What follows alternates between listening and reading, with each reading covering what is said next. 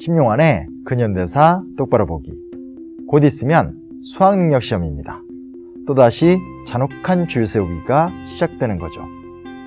물론 요즘에는 이래저래 제도가 많이 바뀌었기 때문에 수학능력 시험만으로 대학을 가진 않습니다. 수시도 있고 비교과 전형도 있고 논술 시험의 입학사정관제 등등 학부모는 학부모대로, 학생들은 학생들대로 골머리를 앓고 있습니다. 더구나 최근 들어서는 재수는 기본, 삼수는 선택이라는 말이 상징을 하듯 20대 초반에 수년을 대학 입시에 소진을 하면서 학력을 높이는 것이 대세이기도 합니다.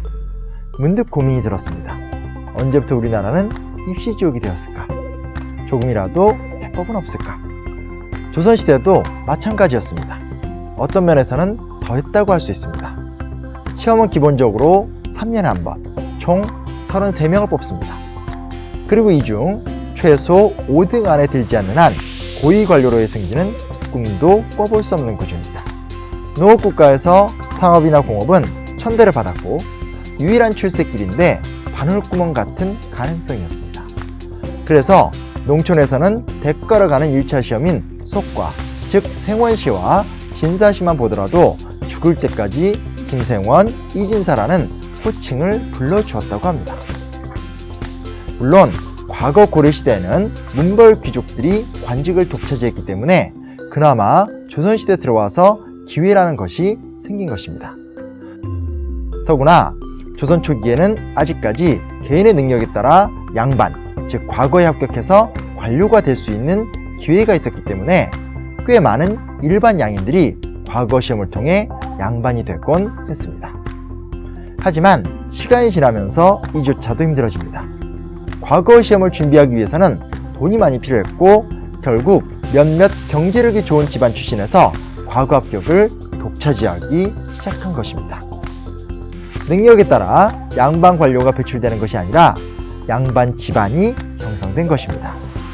그들이 궁궐에선 화벌을 형성해서 밀어주고 끌어주기를 하기 시작하니까 설령 과거 합격을 해도 출세는 꿈도 꾸기 어려운 상황이 되고요.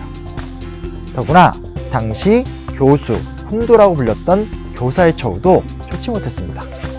스승은 그림자도 밟지 않는다 라고는 했지만 실제로 교수나 훈도가 되는 순간 고위 관료가 될 수 없었고 경제적으로 넉넉하지 못하는 등 오늘날 한국 사회의 입시 구조와 교사에 대한 처우 등 매우 유사한 모습이었던 거죠.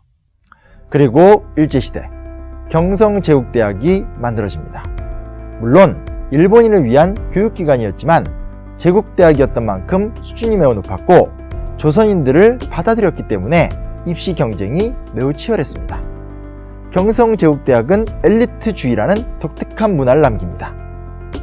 경성제국대학 학생이 된다는 건 그 자체가 엄청난 특권이긴 한데 학생이 되고 나면 자신들이 엘리트라는 것을 드러내고자 이상한 행동을 하게 됐습니다. 순사의 신발에 오줌을 누고 도망친다든지 달리는 전차를 세운다든지 소위 객기 어린 행동을 했고 후배들에게 강요를 합니다. 그들만의 리그, 남들과 자신들은 다르다는 엘리트주의가 드러나기 시작한 것입니다. 명문대학을 나오고 고시를 거쳐 엘리트, 즉 사회적 특권층이 되는 과정이 이후 대한민국 역사와 유사합니다. 상황이 암담합니다.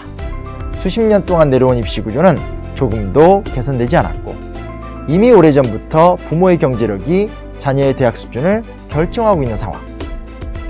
정권이 바뀔 때마다 이런저런 정책을 내리지만 사정은 더욱 혼란스러워질 뿐이고 이미 사교육비는 감당 수준을 넘어선 상태. 더구나 그렇게 많은 돈을 들여서 대학을 졸업하더라도 사회에서는 별 쓸모없는 뻔한 스펙을 가진 잉여인간이 돼버리는 현실. 그럼에도 불구하고 젖은 종이처럼 교육 문제는 크게 사회적 이슈가 되지 않는 이상한 현실이기도 합니다. 올해도 많은 학생들이 열패감과 우월감이라는 큰 마음의 상처를 입게 될 것입니다. 어떻게 해야 할까요? 깊은 고민과 반성이 필요한 때입니다.